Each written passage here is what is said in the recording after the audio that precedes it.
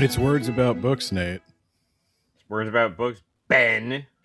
And we're here also with John Bierce. Yeah, I heard you pissed him off. Actual author. I don't know. I got John is an actual author and a $10 patron. There's certain privileges for sitting on the board of Words About Books.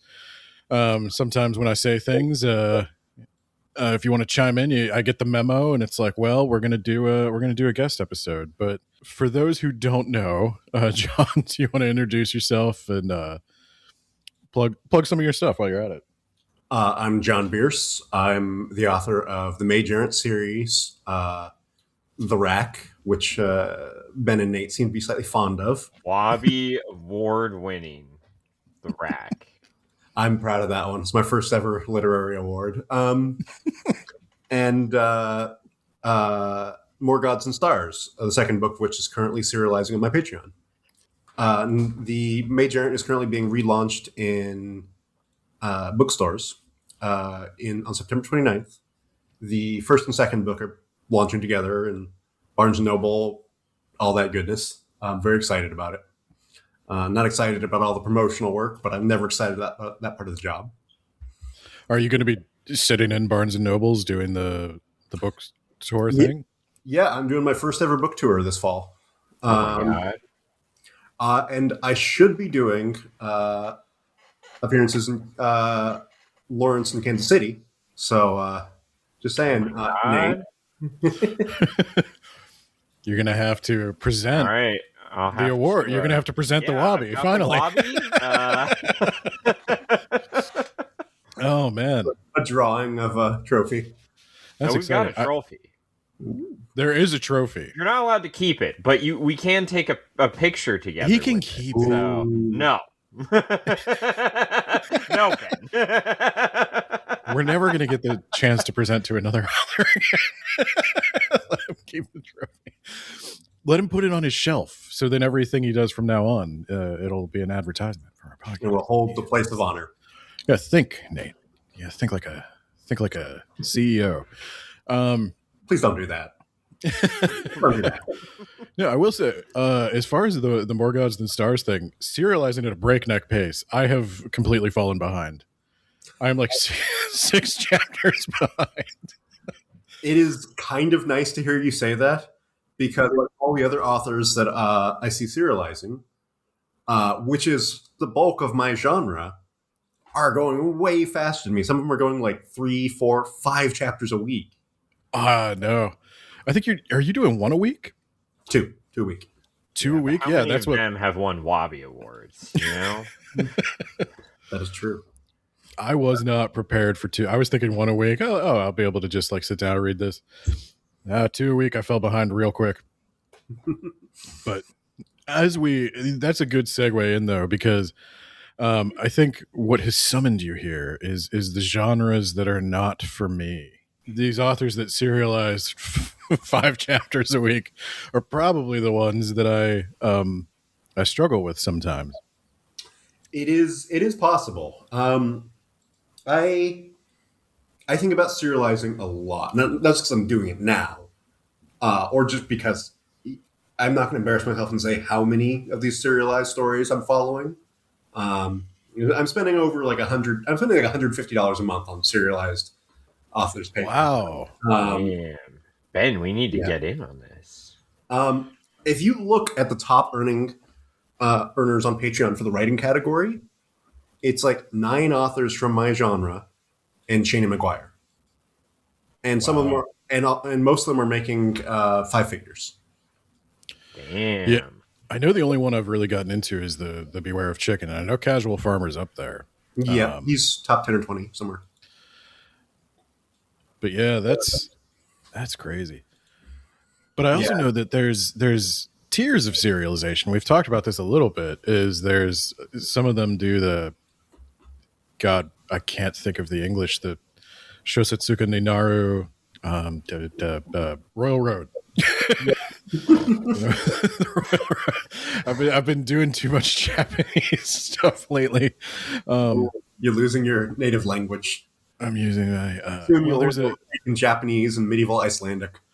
There's a like Royal Road. There's a website in Japan, and it's become a whole genre. It's like, I forget what they call it, but it's something like they love their portmanteaus. It's like Shonaru or something like that. But Shosetsuka ni Naru is the Royal Road of Japan. It's where they do all the light novel serialization. And it's literally translated like become a novelist. And that's a website where you can post your work for free, but I think there's also ways to get paid. And then major publishers pick up stuff from there and will actually serialize it into the light novels. And so for, I guess, the West, there's Royal Road. That's the one I'm familiar with. I'm not sure how many more there are. There's a few others, but Royal Road is the dominant one for LitRPG and progression fantasy. And, it was like Scribble Hub, Wattpad, a few others, but like... Oh my God. So Wattpad, I mostly associate with fan fiction. It's mostly fan fiction. I didn't know people were doing originals. I honestly didn't know people were doing original stuff on Wattpad. I think a lot of it, like some Royal Road authors repost it onto the other sites too, to get more audience discovery. That's its own hassle and such. Royal Road's the one that's really well set up. And a lot of the stuff that you don't like, the wish fulfillment, progression fantasy, and LitRPG, it is all just it. There's a Patreon to Royal Road to Kindle Unlimited life cycle, right? Yeah, and that's something I know. We have a surprisingly wide age range of listeners on Words About Books, and so I never know quite who to talk to when we're doing an episode on Casual Farmer or even like Andy Weir, who put it all out on blogs before he got picked up. And then Dungeon Crawler Carl got huge. And I think I know for basically everyone over 40, they don't know what Kindle Unlimited is. So Kindle Unlimited is Amazon's Netflix for ebooks. It is a $10 a month subscription, something like that. I unsubscribed a few years ago. I was reading on there and getting too many books on my Kindle that I wasn't reading, and now I've got 500 unread books on my Kindle. I think it's 521 exactly, in fact. This number weighs on my psyche. I need to get it down. I was going to say, the Patreon subscriptions are not that expensive, so to be spending $150 on it, you are reading a lot of them. Yeah.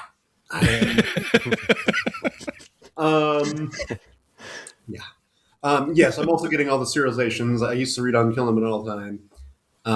Usually just buy my books rather than renting them. But Kindle Unlimited, it's an interesting business model. Right? This is what I built my career off of, right? It fundamentally is a replacement for the old mass market paperbacks. You probably heard in the news a month or two ago, they discontinued mass market paperbacks. The little 5x8 guys. Yeah. Be everywhere. They're still doing, like, what do they call them? The trades, the ones that are slightly bigger. But yeah, they're like taller and skinnier and just not as appealing to me.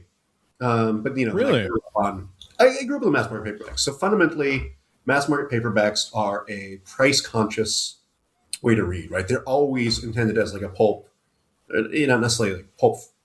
Sometimes it's like literary fiction, whatever, but it's always intended to go to students, to horror audiences, to people, or to people who just buy a ton of books, can't afford to buy them all. Yep, exactly. And I'm holding up a mass market paperback of the right when it says now a major picture from New Line Cinema, Return of the King, and it has the I don't know if you're going to be able to see this on the camera, the American online keyword as well as the address. Oh my god! And it cost $7.99 in 2001. I love tracking those old Pi paperbacks, but it's just like $2.99, $1.99. you might appreciate this. I just ordered myself a copy of the 1970s Ballantine Lord of the Rings with the slip case. Oh, I like the 70s one more than the 60s one. yeah. I'm trying to remember which is which. I think I ordered the 70s one. That's the one with like the kind of watercolory paintings. Yeah. I think, Tolkien did those. Most of them. Yeah, I believe so. Yeah, very excited about that. Because like, I used to have a bunch of like mismatched paperbacks, and I got rid of them when I got a nice like leather bound combination. And I was just like, no, I need the little guys again. I have sadly I collect the Lord of the Rings mass market paperbacks. I haven't told Nate this because he'd make fun of me, but I have whenever I see a mass market paperback Lord of the Rings that I don't have, I do acquire it. I have one from the 70s. I have the movie ones that I write in because I'm disrespecting the movies. But and then I have my fancy hardback ones. Do you have? Wondered why you had so many copies. I don't have any of the bootlegs. And that's the thing. We talked about this, you and I. There's another episode of Words About Books if you want to hear. I think it was when we talked about publishing. Yeah, we did a whole episode on the bootlegs and how to default to Queen Mary of England. Yeah, but for anyone who doesn't know, real quick, the bootleg American version of Lord of the Rings, the first one that came over because Tolkien's publisher didn't have their paperwork in order. There was an exploit. Those covers are actually awesome. Oh, they're bangers. The cover art for those are amazing. And they never used it again, obviously, because Tolkien was pissed. But I missed that. Those, if you can get your hands on them, those are good. Yeah. They might actually be worth something. I'm not sure. I think I saw some on eBay. They were. Wait a minute. Am I looking at the right thing? With like one of them's the exploding mountain, and for the Return of the King here, or is it? Oh, it might be these ones. Gandalf is up on the mountain as Moses. Is that? Yeah. Okay. Yeah. Yep, Gandalf is Moses. Then like a yellow one with the I see. rider. Okay. The Witch King I'm looking on at like these a Pegasus. other ones. I have to look and see what covers my dad has, because he got those from way back. I like the image I found with the covers is them displaying the Tolkien books in front of a stack of Dune. Yeah. What Tolkien would have wanted. Yeah, I like the exploding. The exploding mountain is the '60s Ballantine. There's the psychedelic. I do love those, but like I went with the '70s with the more sedate. Okay, I have an edition of the Worm Ouroboros in storage. That's the same type of cover art. I like this. I have a thing for that like old comic book. And we're going to get back to the topic here in a second, but I have a thing for that old comic book coloring where the paper quality is crap. And so the colors are very like flat, but they tried to make it work. Like they have parts of the image that they just marked to be blacked out when they were photocopied. And I love that old coloring. Mm-hmm. Even though it's technically worse in every way than what we have now. It's got a certain charm. Yeah. It's just like etchings and woodcuts. Like they're technically worse than a lot of other methods, but they're gorgeous. You know, like I'm a huge fan of Piranesi and Gustave Doré and all those guys. Yeah. Better doesn't mean better. Yeah. But yeah, get back on topic. So Kindle Unlimited, you know, you check out the book, you read it, the author gets paid by page read, and a page is defined as like 500 words or something. Right. The actual rate varies, depends on this whole pool. Doesn't matter. This sets up a structural need for authors to write longer and longer books in longer and longer series. They're trying to attract what are called whale readers. They binge read a whole series, then another series, and you can make quite a bit of money. Just off whale readers. Like for a long enough book, you will make more money off a Kindle Unlimited read than the actual cover price, right? This is true of a couple of those longer books in mage.errant, towards the end. I tried not to let myself just bulk everything out for, Yeah. and this kind of structural adjustment to the way the genre works, it applies to Royal Road as well, right? On Royal Road, chapters tend to be around 1,500 words long, sometimes a little longer, but that's a good length. It's about the shortest. People be like, okay, that's a chapter, right? Shorter than that, people get like, eh. And it almost always ends on a cliffhanger because you want to keep people reading, right? Because it's harder. Like normally with a book, people read it, stop, and they pick it back up pretty soon. Right? But with this, you only have chapters coming out every so often. You want to have frequent cliffs to keep people excited, keep people going. It sets a really Goosebumps model of chapter writing. Every chapter ends with a bullshit fake out. Yeah. There are people that defy it. Like there's authors who I'm thinking like Erratic Errata, writes Practical Guide for Evil. I think new one's Pale Lights. Their chapters could be a lot longer, right? There's a few, so they do like 5, 7, 10,000 word chapters. Just put them out less frequently. But for most authors, right, in the space, you have the dual incentives of long books from Kindle Unlimited, frequent short chapters, regular cliffs. There's a secondary incentive towards long books and long series from Audible, although that's going to change because they're changing their payment models. But that's a whole different, very dramatic story. There's been a lot of controversy about that. Yeah, and honest to God, it probably is another separate conversation because I am really interested in the way the payment model shapes a genre because this goes back to like Dickens getting paid by the word. I was going to bring up Dickens exactly, and then Three Musketeers, Alexander Dumas getting paid by the line. That's why you see there's the prose. Dickens just goes, his sentences go on and on, and Dumas has all these like short, snappy little lines like, "What? You never? I did. Never. I yeah." Yeah, and I think you mentioned this to me once. It does kind of incentivize for LitRPG and stuff like stat blocks. It's it's a good compromise because people are interested in the stats, and also it takes up a page. And yeah. The downside is the audio. People hate stat blocks in audio, so there's kind of a. Oh, that sounds terrible. How do they do that? they read it to you. They turn it into its own little chapter, and then it's just like they're like, okay, skip to here to skip the time, whatever. Yeah, I don't listen to much fiction on audio, so I don't. In fairness to the people that use stat blocks, is they also make audiobooks of like I've seen audiobooks of like I want to say like maybe like a tier above pop science for like mathematics, and they'll like read the formulas and stuff too. It just really doesn't work that way. There was the audiobook of the Ghost Hunters Adventure Club, also Wabby award winning. And I listened to the audiobook, and he's like, just go buy the book. There are dance steps here on this page, and you're just going to have to look at it. Sometimes they'll include a PDF or something with the audiobook.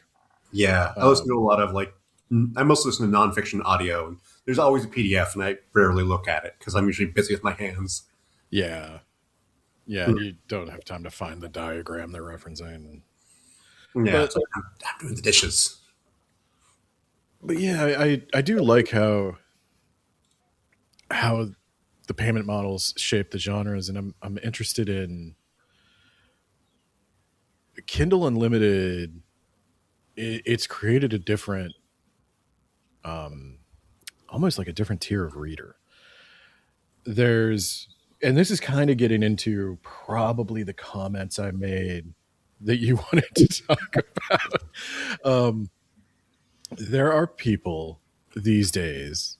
It's not uncommon to see somebody reading 300 to 400 books a year. Damn. Yeah, and you wonder. I'll give you 30, maybe 35.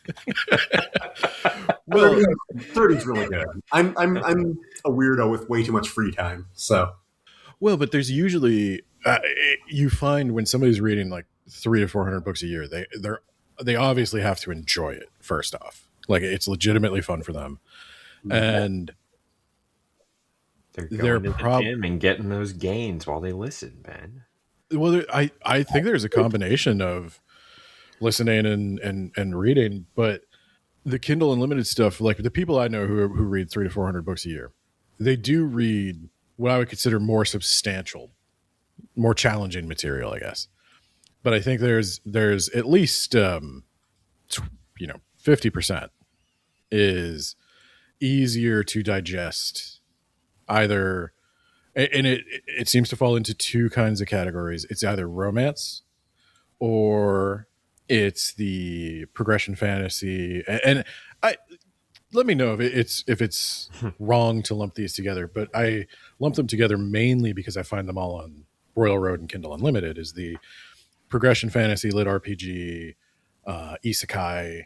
Basically, I think those are basically the ones I'm thinking of. Yeah, I would say there's a third major genre what has listed over years, which is mystery. Kindle Unlimited indie publishing doesn't dominate that as thoroughly. The traditional publishing still has a pretty strong hold on mystery there. There's still a lot of mystery on Kindle Unlimited, so don't get me wrong. But it is, people who just tend to read a lot of this sort of fiction, right? And it probably makes up half my reading, right? I tell myself I'm doing this for research. This is my genre. I should keep abreast of what's going on. I just like it. It's fun. It's not even a guilty pleasure. It's just a pleasure. But yeah, there's a certain element of I'm shutting off my brain. I'm just going on for a ride. I'm getting the hits of dopamine. And this is ultimately the appeal of progression fantasy and LitRPG in the same way that the happily ever after is the appeal of romance, right? Or solving the mystery is the appeal of the mystery novel, right? It is, you're just going to keep getting those dopamine hits with progression fantasy and LitRPG. Things are going to keep progressing. You'll feel a sense of progress that we often don't in our lives, right? Yeah, and I think that the challenge I can have with it. So I think the episode, for anybody wondering, that sparked this conversation was the Bobaverse. There has been pages more discourse in our Discord about the Bobaverse than anything else, really.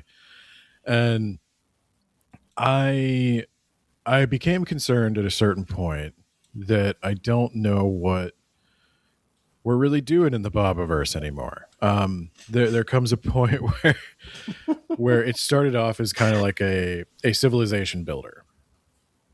Bob spreads out throughout the galaxy. He solves these problems. He does this stuff, but then the problems become more human, more social, and his solutions to the problems are not as good, in my opinion. It's when he starts getting into those like human themes where he starts stepping on landmines of like, is somebody consenting to a decision if you don't stop nagging them until they consent? Is somebody like the answer is yes. But I know Bob's a weird one where it kind of falls into, I guess it's a kind of progression fantasy, but maybe this civilization builder style thing is its own subgenre, or I would say it counts. The lines of the genre are pretty blurry. Right. It's because I know a lot of them have all of it. Like, for example, I could think of, this is another Japanese thing, but that time I got reincarnated as a slime is a isekai, progression fantasy, power fantasy, civilization builder. Like, it's got a little bit of everything. That one has spawned so many imitators in the genre. Reincarnated as a Roomba, reincarnated as a whatever.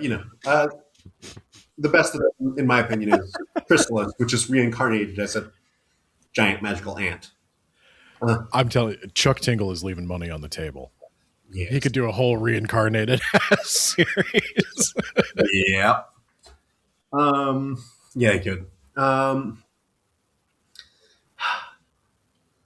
Uh, Don't encourage him. oh god. But No. but I had said in the Bob episodes is that it's a problem I tend to notice in these genres that people are able to read lots of for fun. Is you can get into, and I don't really know how to talk about it. And I said that on the episode is like, it's just something I have a hard time articulating is like, I want to say I see a problem here of like low substance versus high substance, like literature versus pulp. And I don't want to be that guy, but like realistically, I do think in order to read hundreds and hundreds of books, at some point you kind of got to get into a groove. You can't be radically shifting gears with every new thing you read. At least for me. Yeah, for a lot of people, you do have to get momentum. There end up being a lot of issues that come from that, right? Like, not so much Sorry. I live near a racetrack. And like, because so much is written so quickly and meant to be read so quickly, and often not really meant to be reread, you get a lot of it that is, very explicitly, often by the author's own account, meant just to entertain. And this results in a lot of issues similar to yours with Bob, right? I will say about Bob, later in the series, it gets back to more physical problems, big overarching cosmic threat to the galaxy, right? A little away from ethical dilemmas. I enjoy it in the same way that I enjoy old 20th century, golden age sci-fi, right? Quite literally, because that's just the ideology of the series. It is the ideology of Asimov, of Clarke, right? Pretty unquestionably with a little bit of modern tech industry stuff, right? Not my personal favorite ideology, but, I do love a lot of the books produced in the 20th century. Flawed and problematic as many of them and the authors are.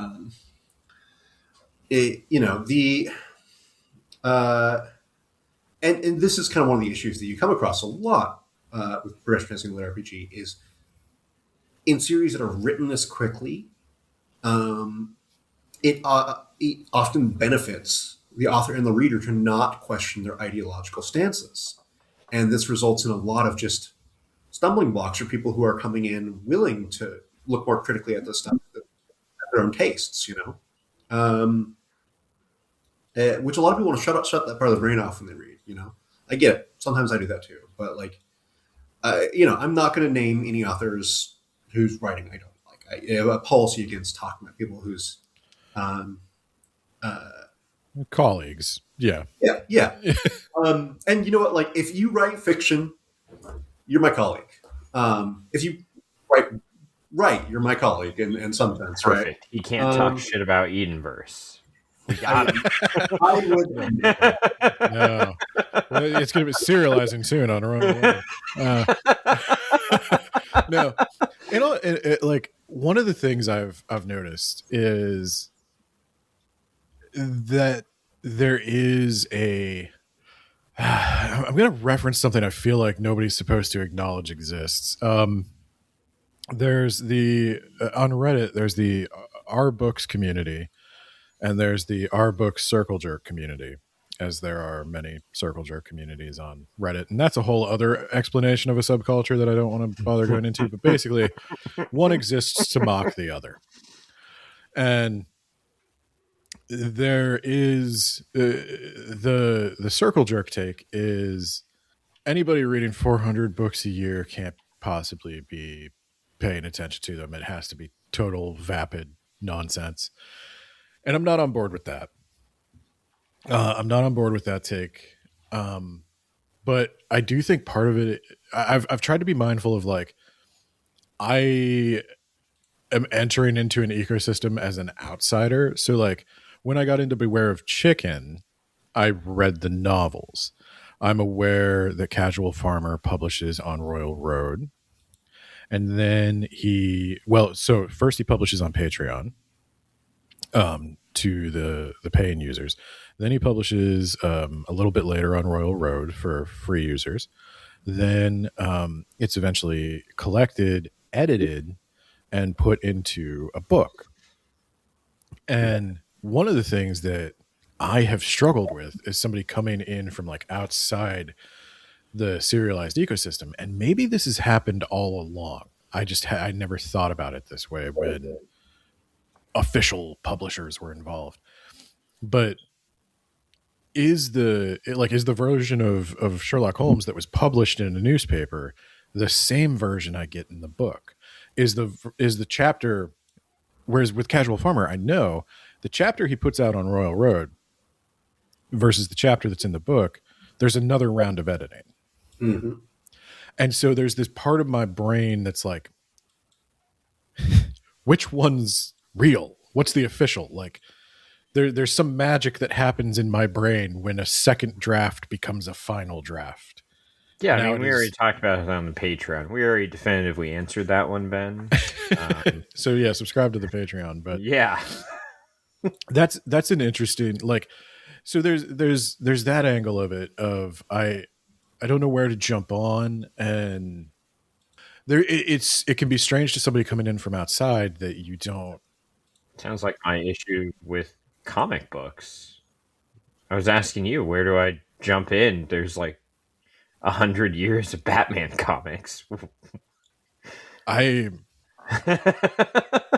tell you the truth. One of the things that attracted me to manga when I was a kid versus American comics, which I was already into, was one author, one series. Yeah. It ends. That is starting to no longer be true in manga. They're experimenting heavily with sequel series by other people and all that, but that's a separate conversation too. But where I was going with it is, it can seem like it can seem like a content mill.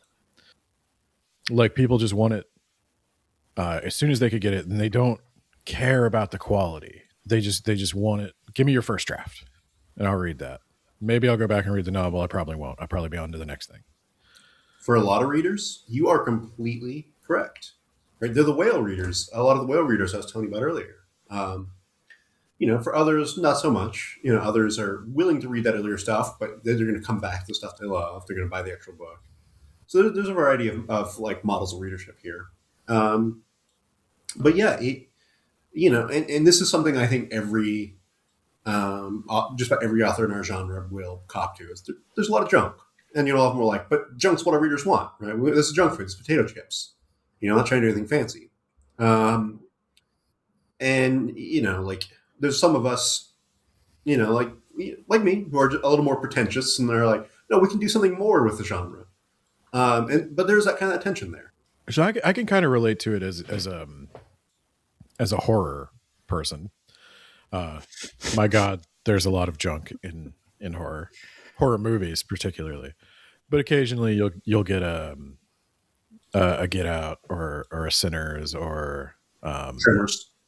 Yeah, or like even Hereditary, I think. So some of these more prestige horror, but then you get that debate of like prestige horror is an insult, almost saying that like, oh, it has to be elevated above the trash.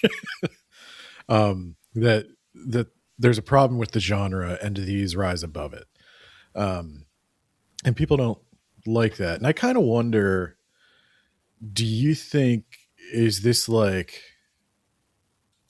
some of this tendency to see these genres as pulpy or vapid, is that just like old man Benton saying cartoons are for kids?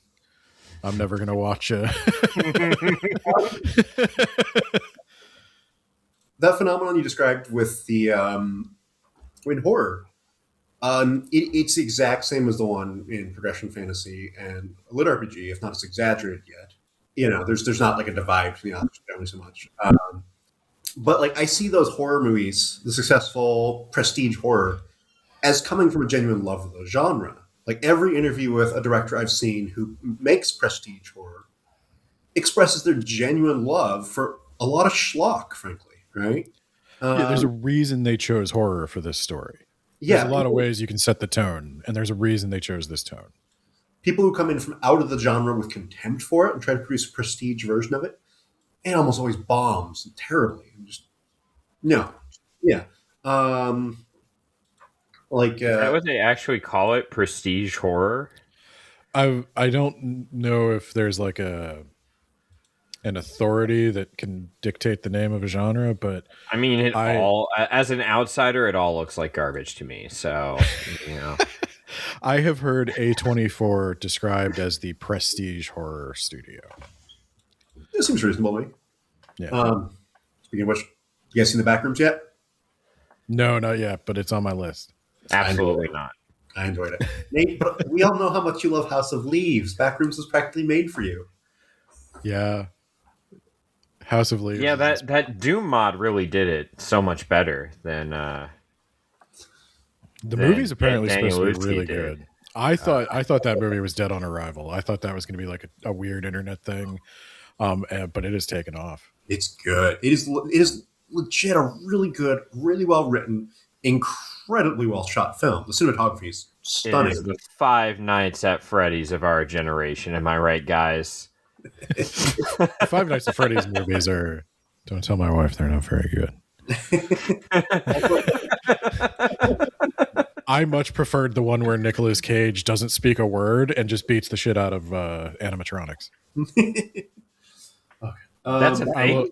I will send that to you, Nate. Okay. Yeah. All right. Deal. It's called Willy's Wonderland. I'll send you a trailer after this. Hell yeah. Is that horror? It sounds kind of like comedy to me. It is slapstick. A lot of people die. I'd say horror comedy. Okay. But Nicolas Cage does not say a single line. He's the main character. Okay. All right. All right. This is he's on screen 95% of the time, and he does not say a single word. Hell yeah. It's cinema. But no, there's like to draw the line in prestige for you. There's basically like two studios to give you an example: A24 and Blumhouse. Blumhouse will put out anything. I think they put out Five Nights at Freddy's. They just churn it out. They put out Paranormal Activity, whatever, and their business model is low budget, high return. I'll put maybe $1 million towards a movie. If it makes $5 million, we're good. And horror is kind of a reliable return. People like it. People just like the theme park aspect of being scared. So they almost always make money. And A24 is also kind of lower budget, but they are more story focused. They're not just going for jump scares or gore or the surface level stuff. The stuff that I'm probably criticizing, say, an Isekai for like, oh, this hero uses... I think I read one where he's like, this guy uses a big log as a weapon. You haven't seen that before. You want to see him hit somebody with a log? Kind of. Right, and that's how it works. When you cracked the code, Nate.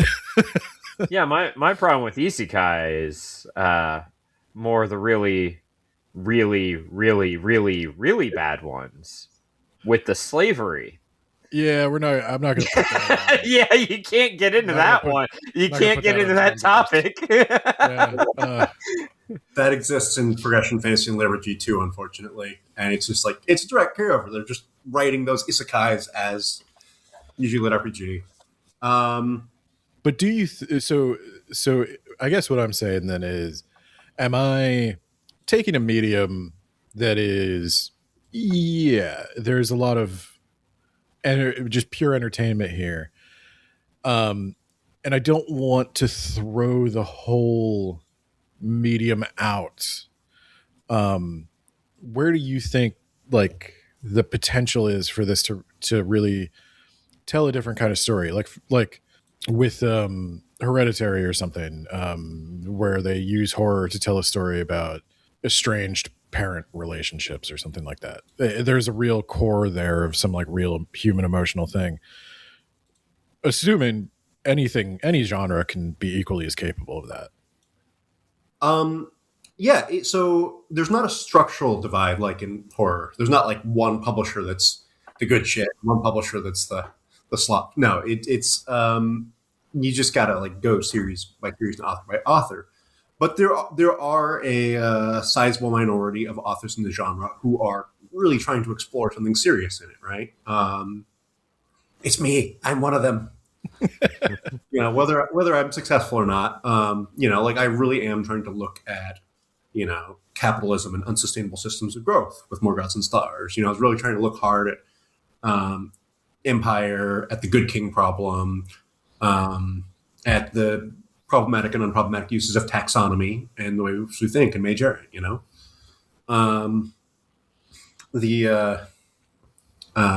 also big monsters. Yes, I like a kaiju too. I like big monsters. But yeah, when you find one of these authors, like fundamentally, they're driven by what's driving everyone to read and write the genre, right? Not just the dopamine, but this genre is being fueled by a sense of powerlessness that we all have, right? We all feel disconnected, alienated from the world. We all feel precarious. We all feel powerless to change anything for the better, whatever we think the better is, right? Wild Marxist, anarchist lefty like me and some far right weirdo, we're probably going to be feeling the same thing about the world right now. We just feel out of control, because it kind of is. Reading progression fantasy, you're reading about these hyper competent, hyper motivated people with the power to change things, with the power to affect things. And it feels good. It feels good to read that. It feels good to write that. And the people that are trying to do something creative and thoughtful with it, very often that's the avenue that we use. We're trying to examine questions of power, questions of change and agency through this, right? There are other approaches too. There are people seriously looking at problems of family, problems of reality, and just using progression fantasy as set dressing. I think the stuff I'm talking about is what it's this structure of the genre is easiest to pursue that way, right? You guys were talking about reading Dungeon Crawler Carl in there. They dive pretty heavily into there, right? Matt Dinneman, in my opinion, deserves every bit of the success he's gotten. Those books are really fun. I only met him. Seems a very nice guy. Give it at least 2 or 3 books. You'll know if you like the first one. Slightly rough, but it's fun. A lot of stuff. Very obvious commentary on capitalism, on mass media entertainment, on fascism. He has like a punk band, I guess, and so it's In real life or in the book? No, in real life. Oh shit! Okay, I'm warming up to him. He's a pretty cool guy. Yeah. That helps. That actually helps. I have a very high tolerance for dark stuff. His first series that I read before Kaiju Battlefield Surgeon, I had to stop reading because it's like, this is too dark for me. This is intense. So he toned it down a lot for Dungeon Crawler Carl. He's an interesting dude. But yeah, he has something real to say, and he very much walks the line of saying something while keeping it entertaining. I think he's a little better at mixing those than I am, because I can get a bit didactic. I can get a bit preachy. You said something that made something click for me. Is punk band. Yeah, that was it. No, it was something I hadn't thought about before, and maybe it's because I haven't felt this way before. But you're unlocking something, John. No, it's I can tell when Nate's making fun of the things I say. Even I can psychically hear what he's thinking. I can tell. There's just there's a quality to his silence that changes. No, but what these all have in common, romance, horror, progression fantasy, is that there's a visceral emotion. There's a visceral emotion as well as like a more intellectual story, but the core is tapping into fear or love, or in this case I don't have a nice word for it, but like you said, the powerlessness, the idea that I can attain power. And it's kind of I would say maybe like Superman is the fantasy that a person with power wouldn't suck, whereas progression fantasy is like I could have power and not suck. I could, I could actually do the good things. Yeah, which I Or mean, you that's could hit on a human and relentlessly. You know? You ever think about that? Too much. I mean, that's kind of fantasy I kind of reject, right? I lean in much more towards the power corrupts into things. Um, and I think that's one of the best. Some of the best Superman stories are about Superman resisting temptation, Superman trying to stay good, with the temptation of power in his hands. The worst Superman stories just start from the premise: whatever Superman does is good because he's a good person. It's the same fundamental ideology that motivates the Call of Duty franchise. I hate the ones where Superman is just stand-in for Jesus for some reason. Yeah, even though he's pretty clearly like Moses in the original, right? He was put in a little boat by his parents, sent off to flee. Yeah.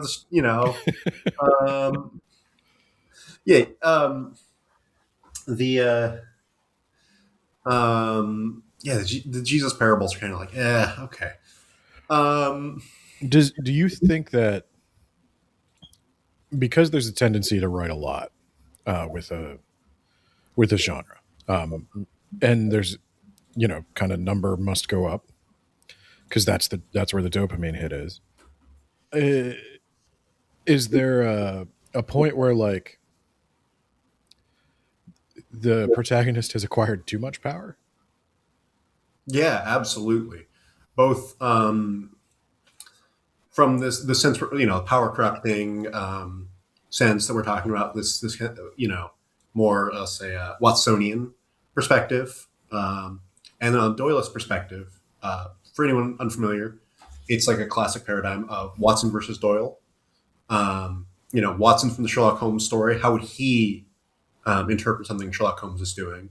Whereas Doyle, Arthur Conan Doyle, how would he interpret his character Sherlock Holmes doing something? Right. Watsonian perspective, there's a lot of times when someone can have too much power in a progression fantasy story, right? And, it starts to just be a problem. From a Doyle's perspective, the later parts of the series when people are really powerful notoriously tend to be less interested in the early and mid parts, right? Where people are still, games are coming quick, it's still up and coming, whatever. Yeah, well, like at a certain point when it's just like, oh, you're destroying a planet with every punch, like you lose the scale of the stakes. It just stops connecting. Right? It's like how in giant monster movies, if the monster gets too big, where do you put the fight? Right? If it gets bigger than skyscrapers, it's just like, okay, you're just basically fighting on a cue ball at that point. Does there? So I guess, yeah, it's one of those things where as you see something as an outsider, you tend to see like the stuff that's alien to you. And for me, when it's an isekai, it's like, oh, this character like wants to be a god, or the person who wrote this wants this character to be a god because that's the dopamine hit. And I think like, well, that's not great. That's not a great impulse to have. But then somebody coming into horror would be like, why do you like watching teens get murdered in the woods so much? That's not a good impulse to have. I'm like, well, no, there's more than that. It's sometimes it's funny.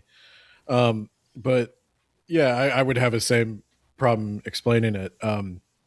Do you think the bulk of the genre handles morality questions pretty well, or do you think there's maybe a tendency towards too much dopamine hit, and do you where do you see it going, like in the Can future? you ever truly have enough dopamine, Ben?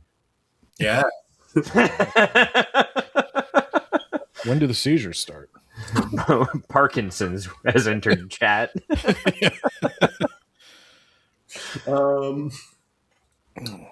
Yeah. Sorry, what was the question again? So basically, Quick refresh. yeah, Nate, shut up. Basically, do you think the genre is doing a good job of balancing the dopamine hits with something to say? Do you think it's trending in the right direction? Do you think, because obviously you don't want to lose what makes it appealing. You want to keep the attention you've garnered, but you want to do more than just be a slot machine where they pull and get dopamine. It's a tough balance. For the authors among us that are trying to do more, you got to still worry about marketability. We've got to pay the bills still. And I do a lot. I do my weirder stuff, more out there stuff in my short stories, right? And leaving room to just have a bit more approachable novels. But yeah, no, there's a lot of failures in that, right? What we were talking about earlier, just like the whole. There are a lot of situations where you're reading, and pretty clearly it just becomes a matter of the main character must be justified in their actions. They have to be the good guy. What they do is good because they're the good guy. I briefly mentioned Call of Duty earlier. The ideology of Call of Duty is anything American soldiers do is good because they're American soldiers, right? This is the ideology of a lot of progression fantasy, and I don't want to just say this is a fascistic way to see personal morality, but no, it literally is. That's literally like, the fascist lens. And not to say people writing this are fascists. Like, I know they're not fascists. It is just that good-bad dichotomy. Yeah, it's an uncomplicated, unnuanced way to see things.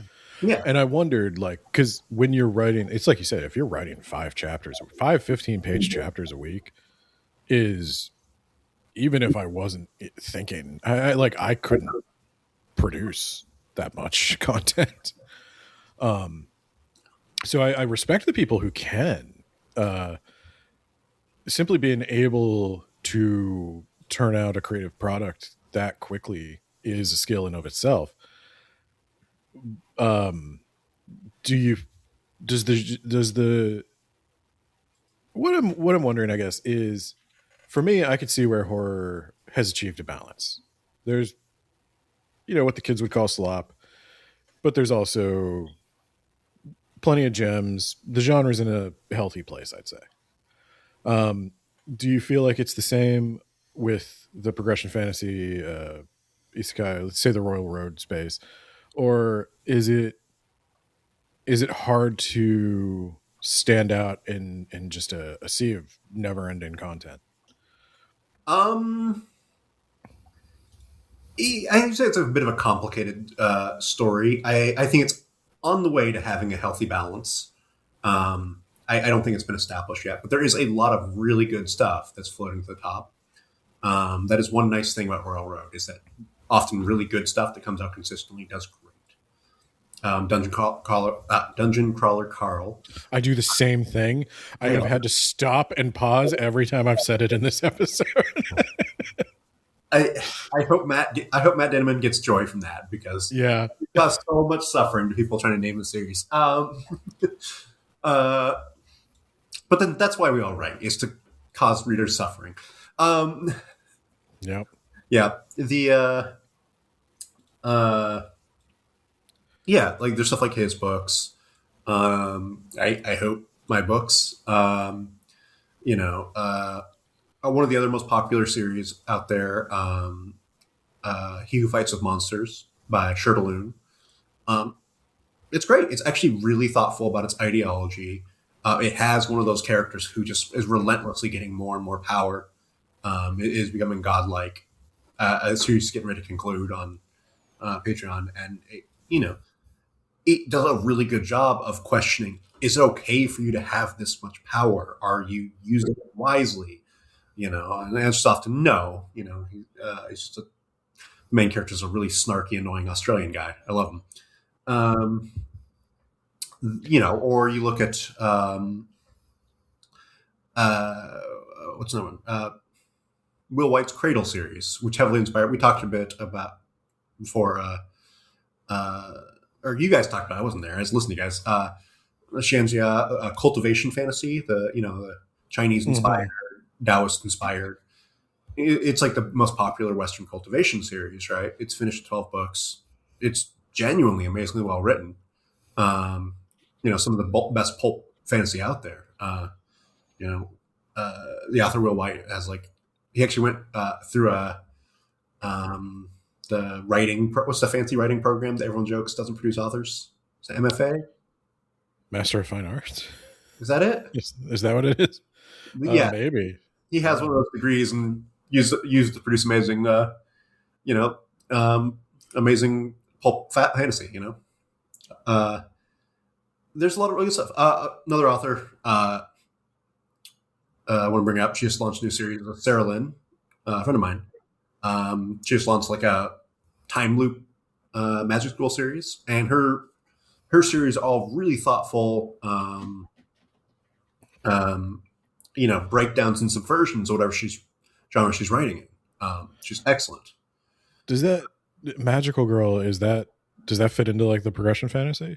There are Magical Girl progression fantasies. ML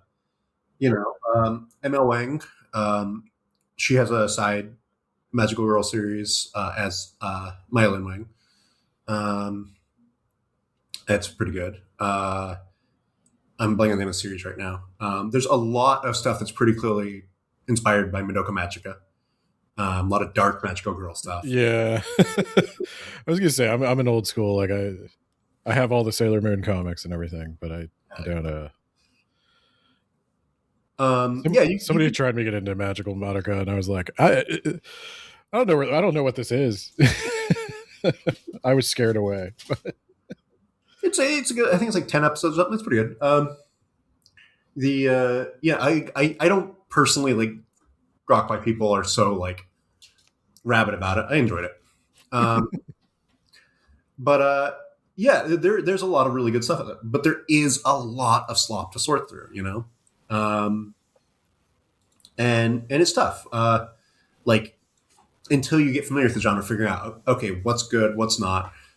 There was one author on Royal Road who he kept starting series, and they were all amazing, and then you just drop them, And these days, I'll occasionally see this author start a new series. I don't even start anymore because I know I'll just be really excited, and then he's just going to drop it. Silly question, but have enough of the series that are huge have enough of them ended to see if they land that plane? Because that's another concern I've always had is like Nate was saying with Batman, does it just go on forever? Some do, some don't. There are one sec. There are at the dawn of progression fantasy as a formalized genre, LitRPG has been around for a few years. There had been progression fantasies, but it was coined as a genre in a conversation between Andrew Rowe, Will White, and Jess Richards, I believe. So in the formal founding of the genre, in the early days, there was a big four, right? It was Will White's Cradle, Andrew Rowe's Arcane Ascension, Nobody 103's Mother of Learning, and my mage.errant, right? And of those, Andrew Rowe's Arcane Ascension is the only one that hasn't finished yet.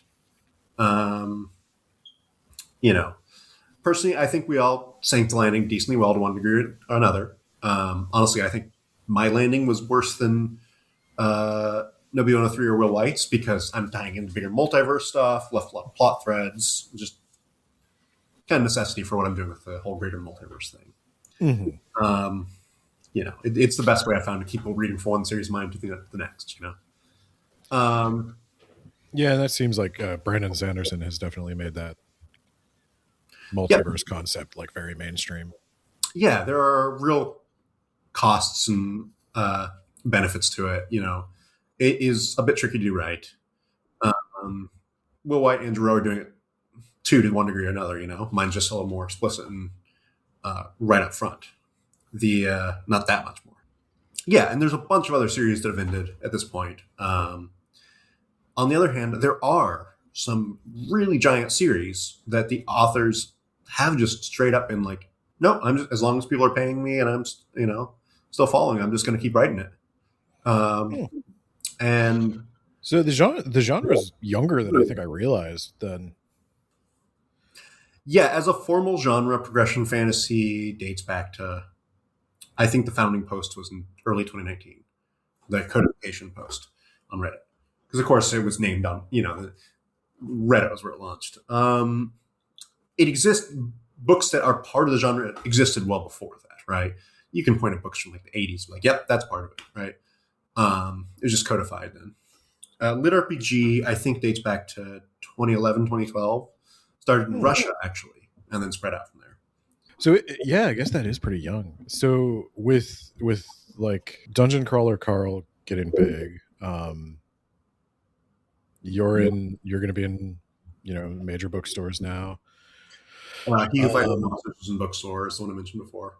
Yeah. Do you think it seems like it's going mainstream? A lot of, Dungeon Crawler Carl exploded. Every man I know has recommended Dungeon Crawler Carl to me. It's I've joked, and I'm sure I'm not the only one, that it's like ACOTAR for boys. And do you think that mainstream attention is going to affect the genre as much as the Kindle Unlimited or any other? Absolutely. Like there are already a lot of like more conventional, traditionally published authors are coming into the space. Django Wexler is currently serializing on Railroad right now, and he has a progression fantasy coming out. I don't remember what publisher later this year. I'm very excited for it. Django Wexler is an excellent writer.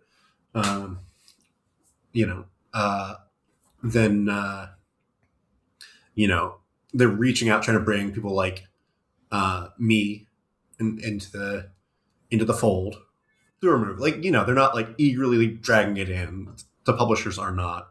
The traditional publishers are not fast moving, but they're like, oh, you are making money from a customer base we struggle to reach. Come join us. Yeah. We will take some of your money to give you, put you in bookstores. It's worth it to me. I think it's just, it's kind of a tough transition going from just being totally indie, having complete control over all my stuff, to signing away some of my rights. But it is changing things, when there's more money involved, more publicity, the genre will change. It's getting tougher and tougher to break out as a new writer on Railroad. It used to be, if you could write consistently, it was a good chance you would just get a market, get a sizable Patreon,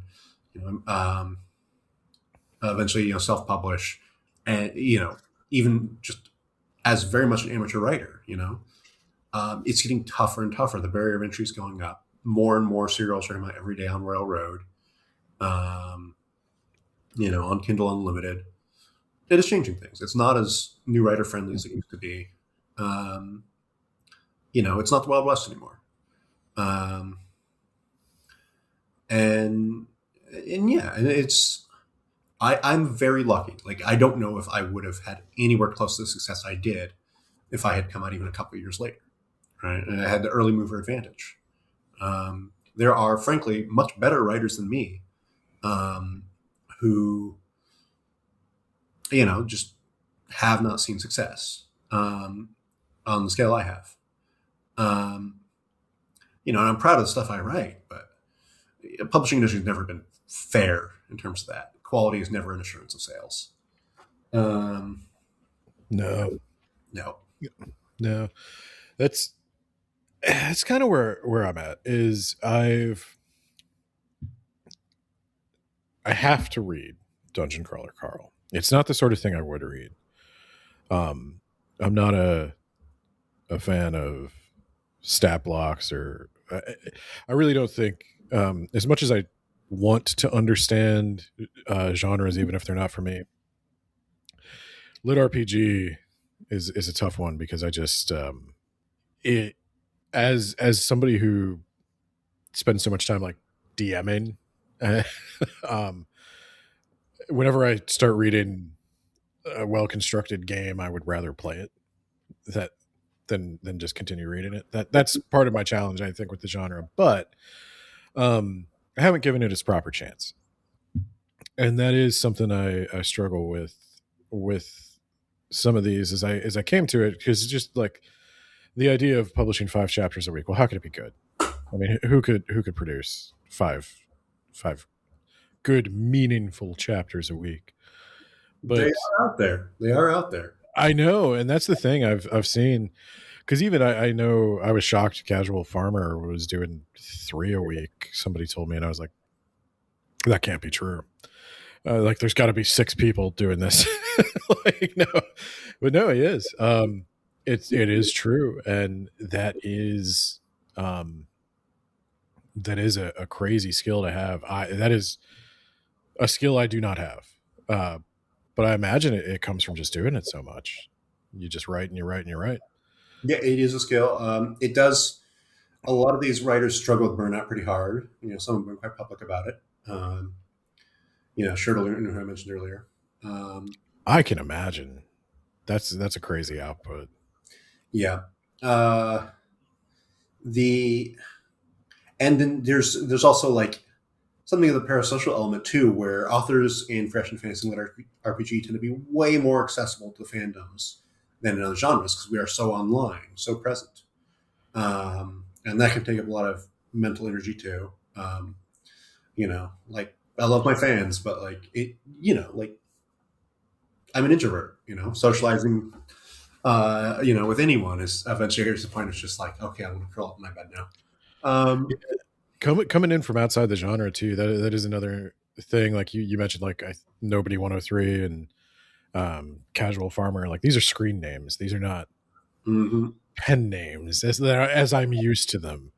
Yeah. But I do recognize it now. I had the benefit of recognizing it from Japanese stuff, where authors use wacky pen names all the time.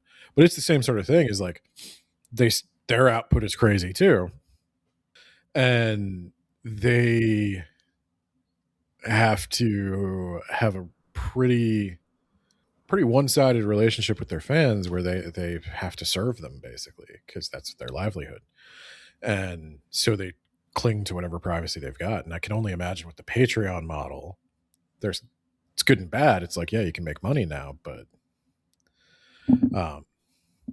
anyone can message me at any time. Unless you have a staff, which I got to imagine most people don't. A few people do. I'm at the level where I probably need to get an assistant at some point. Because I've been struggling with being overwhelmed. Just my ADHD in general has been kind of messing with me pretty hard the past couple of years. But yeah, no, like even if I get an assistant, like I'll still be having to interact and so on and so forth, and I'm lucky I have a very positive, non-toxic, very fun fandom, right? I love chatting with them. A couple of my earliest fans I just full on befriended, Yeah, like one of my earliest fans, like we chat every day. I went and saw him in Japan, Oh. That's okay. Pro tip: if you want to befriend an author, become their fan, reach out to them early in their career, right? You're not going to befriend like some New York Times bestseller when you can find some early career author, get in there like Discord or subreddit or whatever. Chat with them occasionally. Friendships do happen, right? Like you talk to any author who's public facing and open to befriending fans. It's almost always people early on in their careers,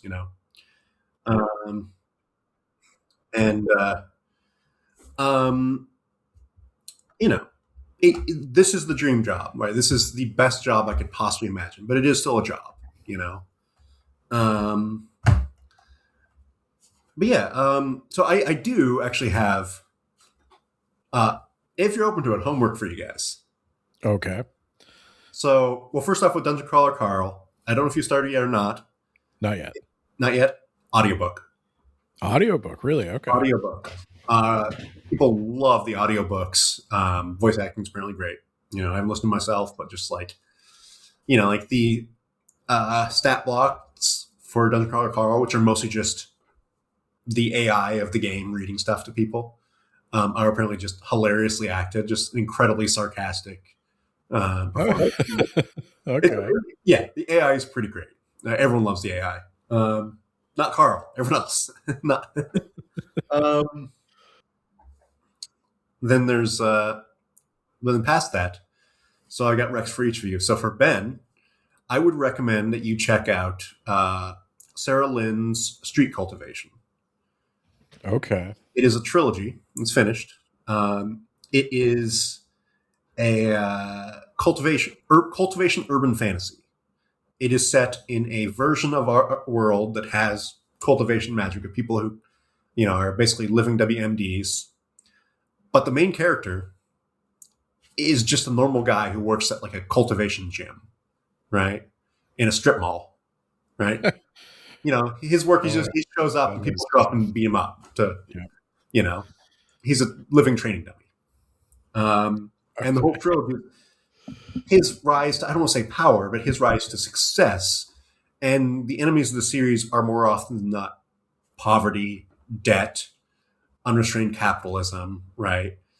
There's no epic quest, right? He fights in a few tournaments, but they're like televised, right?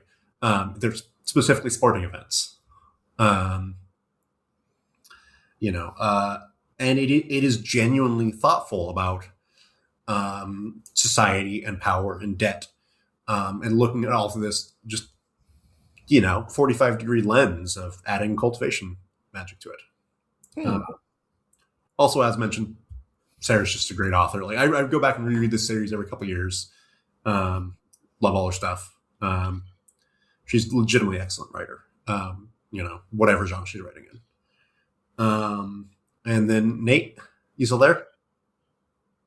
Nate may have had to step away. I don't know how much time he had. He has his daughter. So, oh, yep, fair enough. For Nate, I was like, I'll take Nate's. All right, I was going to recommend Will White's Cradle. At least the first book or two. And this one, I mentioned this one earlier as well. That's just more straight cultivation. And it is just really high octane, anime inspired, just really fun, and whether he goes all the way or not, I think these are entry points into the genre that y'all might enjoy more. Okay.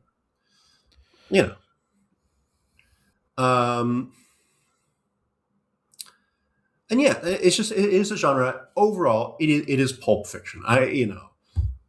None of us are trying to do more art. We're not going to change the world with our art, but we can hopefully make some people think and, make sure our readers still have fun while doing it. Yeah. And I hope I didn't come off too hard on it. I'm consciously trying to read more and soften my stance because it is not something that I am naturally drawn to. I do like the cultivator stuff a bit because I think that tickles my shonen manga brain from back when I was a kid. But I do think about how my own beloved horror genre is misunderstood and judged. And I think, it's like, yeah, it's easy to see something I don't relate to. Like, I think the numbers stagger me in the genre a lot. Is like people are reading 400 books, people writing, 3 books a year. Like, how can any of it be good? But I do think, they manage it, and there's just a talent there that should be acknowledged. And if I can't imagine doing it, I mean, that just makes it all the more impressive when it happens, I guess. Yeah. Oh, I mean, I feel it. It's like I have such mad envy for people who can write at a faster pace than me. Like, I would love to be putting out consistently a book a year, let alone 2 or 3. And people like my buddy Phil Tucker, genuinely great writer. I love his books. He writes 4,000 words a day. He's putting out 4 books a year, and they're all good. Good God. Um, Yeah, that's incredible. And I think that's something that maybe there were people that prolific in the past, but we just didn't have the vehicles to market for them. And that's the thing that I'm not used to. I'm not used to writers having access to that level of publication speed. Exactly. Yeah, I mean, Stephen King writes at that. Yeah. Yep. Stephen King was part of why, before him, it was just like, oh, no, authors can put out 1 book a year, right? And he kind of was part of why it's like, okay, no, authors can put out multiple books, right? Just because he wrote so fast. Or if he wrote so consistently, right? Your ability to just get up right every day is a lot more important than just the raw speed. Do you sense any elitism towards the genre? Like, have you experienced any of that, or do you think people are pretty accepting? Definitely a bit. I think the fact that the genre, by and large, is so upfront about being pulp fun, me included, right? Like that, it does get a bit of a pass, right? The fact that it does not try to pretend it's not first and foremost just to have fun. It helps, right? And in times like these, the world like it is, I think most people recognize, yeah, you need fun. Yeah. And most people that come down hardest from it they're that guy. The guy who's like, oh, you need to be reading proper lit. You need to be reading, you need to be reading House of Leaves. You need to be reading Cormac McCarthy. You need to be reading. It's that guy, right? There's a million, not a million. There's there's a lot of them, and it's just always the same Rex, and it's always just like they get off on being judgmental. Yeah, and I've heard alternately, and this is just me reading too many articles in the book social media space, but like I alternately hear there's a literacy crisis, nobody can handle long form content, and people are just reading garbage. People are reading 400 crappy books of garbage. They should read better stuff. And on one hand, like there does seem to be a legitimate problem with kids entering college without the reading stamina to complete their assignments. And I'm certain those kids are not the people who are reading 400 progression fantasy novels, because I at the very least, even if you could say they're not substantial, they're building reading stamina. I assume most people are actually reading the words. They're not just skimming or anything like that. Yeah. I don't think you can blame any of the fiction authors involved here, whether they're trying to write lit fic, pulp fic, or something in between, right? No, the blame pretty clearly belongs to social media and smart devices on the one hand. On the other hand, some really, really bad mistakes that have been made pedagogically in the Anglosphere over the past 20, 25 years, right? I don't know if you've caught the controversy about 3Q's reading strategies. No, I'd heard that there was the way they've taught reading has changed since I was in school, but I don't have a child in school, so it's really bad. They're being like, basically, okay, look for context clues, know what the word is. And it results in really high error rates in reading. It results in borderline illiterate adults, right? The only consistent, reliable method of teaching kids to read is phonics. It's always been that way. It always will be that way. It is annoying. It is difficult. Kids hate it, but it works. And teachers are always looking for some quicker, easier way. And it's just like, no, for reading, you gotta just do it the hard way and just find enjoyable things that drive them to be willing to pursue the annoyance that is phonics. I'm sure some education person will be like, have some argument there, but what I'm getting at is you got to do the hard work of figuring out how words work, how to sound them out, how to read them, what they mean, you know. Yeah, I know. There's a literacy crisis, but it's not. You can't even blame those awful, you know, glorifying slavery and harems weirdos, Isekai weirdos. It's not even their fault. Yeah, and that's been the weird parallel I've seen is like there's either no reading, 400 books a year, and both of them get made fun of. And I don't know, because for a long time I've said it seems like progression fantasy. It's like everybody's like, where have the teen boys gone in reading? It's like, well, if they still read, they've gone over here. Royal Road. Yeah, they're not. You know, people are like, oh, they're reading less. It's like, no, they're reading for free on this website. That's an interesting point too. Is they're not tracking that metric. Mm-hmm. But yeah, no. Hopefully, so I will take this homework. I will do it. Is there anything else I might have mentioned in my Bob episode that you wanted to address? Not really. You know, I enjoy the Bobaverse books. I enjoy this genre. I read a lot of the junk food that would not appeal to you. Ultimately, just, you know, I think one of the biggest problems with junk food entertainment in general is people want something that's not political, that's just pure escapism, whatever. And it's a tired old trope, but it's true, is that everything is political. Right? That was my issue with the Bob thing. I know if anybody wants to go back and listen to it, if you haven't listened to it, Bob is an all-powerful being. The thing I had a problem with was Bob wanted a woman to join him as an all-powerful being, and she didn't want to. And he continued to sort of like ask her or try to convince her against her wishes. And eventually she gives in and it turns into a whole big fight with her family. And there's absolutely no sympathy for the family who doesn't understand her choice portrayed.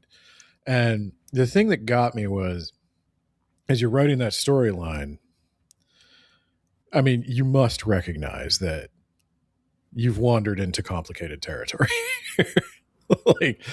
like you must realize like there's an undeniable opportunity for a nuanced take, and it's ignored, and you're just sort of told who was right and who was wrong. It's the 20th century teen movie. If you're persistent long enough, you'll get the girl, right? That's a terrible lesson for kids to learn, but that's what people learned for decades. And I don't know the author of the Bobaverse, you know.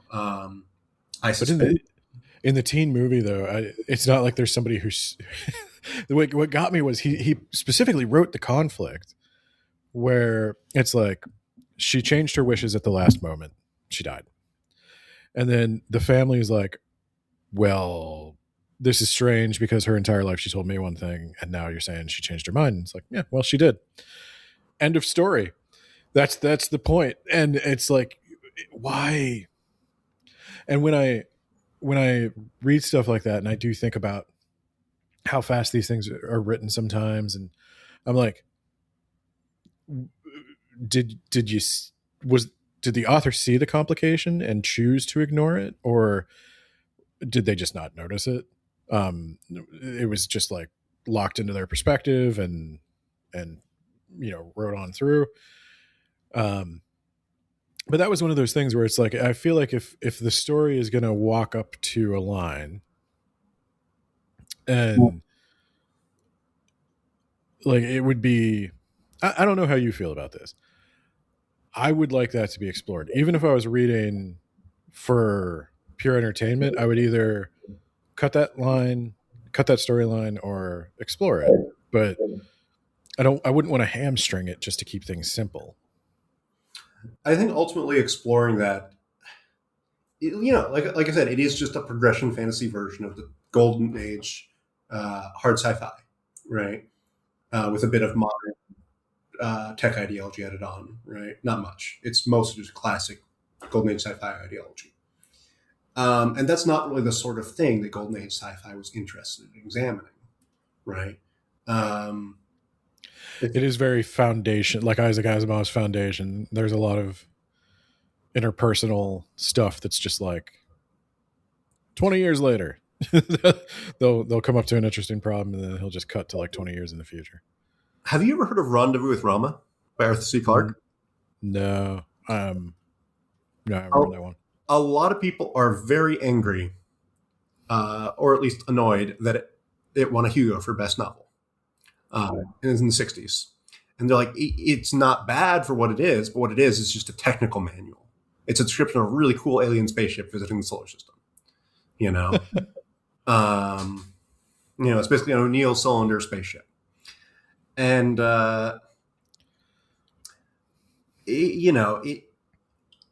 very similar ideology to the Bobverse. Ironically, Rendezvous with Rama won because Ursula K. Le Guin dropped out.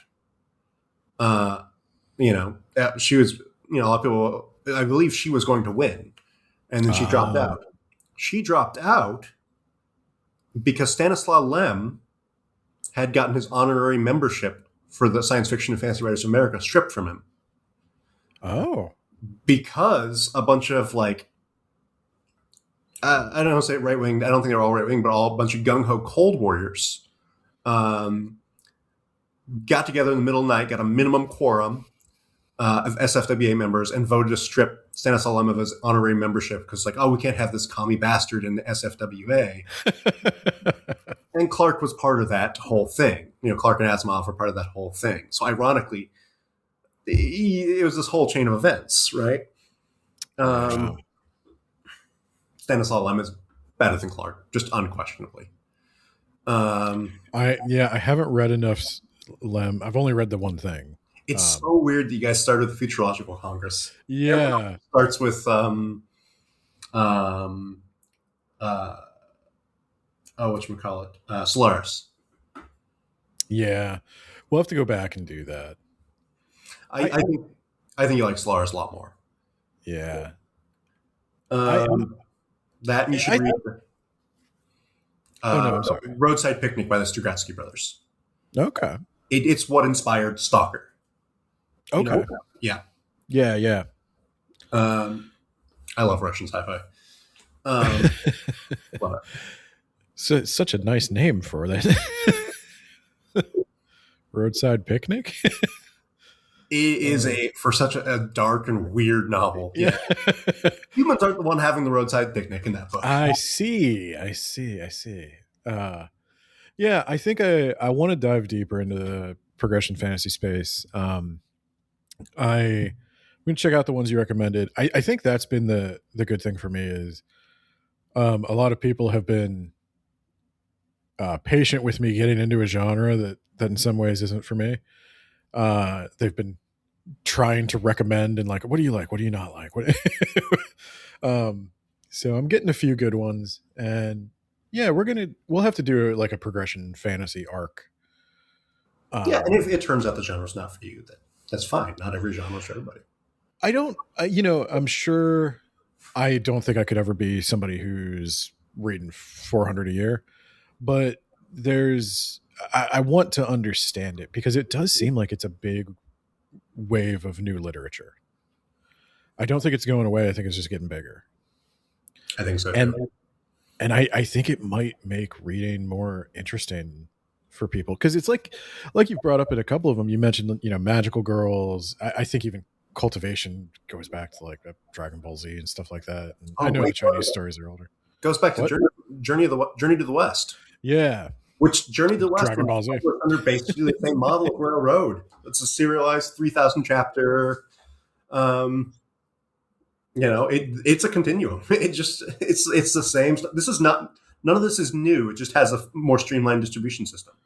I think the stuff that the manga explosion, the anime explosion has opened up an interesting kind of storytelling where I think the progression fantasy has been more common. in the East.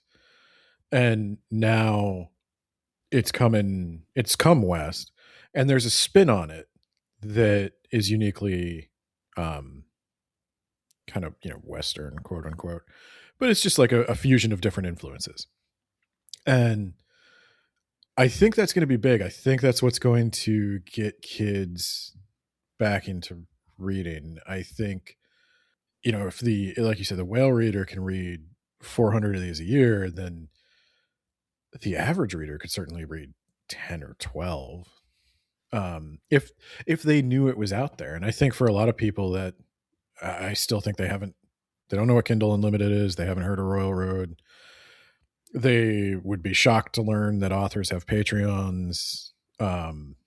It's just it's still kind of niche there, but with Dungeon Crawler Carl and now others getting into the bookstores, I think that's going to change. I think so. Yeah. It's going to be real interesting next few years, Yeah. Well, and the other thing is too, not to get political, but like books is cheap and everything else is getting more expensive. So it might not be the worst thing to develop a cheap hobby. It might not indeed. Especially when that cheap hobby directly monetarily benefits me, John Bierce. That's right. And that's when it comes down to it, that's what it's all about. Is lining my pockets so I can spend more money on other authors' books. It's a virtuous cycle. Look, you guys pay John, John pays me. That's the self-sustaining economic system. It's a frictionless cycle. Ignore Patreon fees. You subscribe to my Patreon, I subscribe to your Patreon, and then it's an infinite loop of money. Yeah, I'm doing it with like 5 other Patreon. Oh gosh. So, anything else you want to talk about before we go? Anything you want to plug? Anything coming up? Well, the reason I didn't assign my books for homework for you guys, but if you ever get to reading the rest of mage.errant, I would always love to hear your thoughts. No pressure. Mage.errant is on my list. I have my hardcover reserved. I assume the rest of it's coming out, or is it? As long as it sells decently, it will. Okay. Speaking of hardcover reservations, I have a promotion going where if you send me proof of pre-order, you get an exclusive short story that no one else gets to read it for a whole year until after the hardcover release. You send it to mage.errant.bonus.story, between every word, at gmail.com. Just proof of pre-order, just a screenshot or whatever. And then, there's a free, just send out a free short story. The Stargazer's Tower. mage.errant.bonus.story at gmail.com. Maybe put in the show notes? Yeah, I can do that. Yeah. And I'm just plugging away at More Gods and Stars 2 in the Court of the Mimic Queen on Patreon, and as well as a short story a month. All right. Well, with that, we will leave off. Good night, everyone. But of course, John Bierce is not the only member of the Words About Books board of trustees. I'm not really sure what the rough equivalent of you guys is, but some of those people pay for just a little bit better seat than the others, and they are Spooky Shy with a Y, over on TikTok. Jamie, the Gravy Man of the If You Want the Gravy blog. Isekai Sensei Sama of the That Time I Got Reincarnated in the Same World as an Anime Podcaster podcast. And I am sorry, Mr. Lansky, please do not enforce our contractual failing here, as Nate ducked out of the session early, and I neglected to get his shout out. I know you prefer it from him, but Jacob Lansky doing whatever the fuck he wants. Little different take on it than Nate would have given. A little subtler, a little not screaming into the mic. And with that, truly, good night.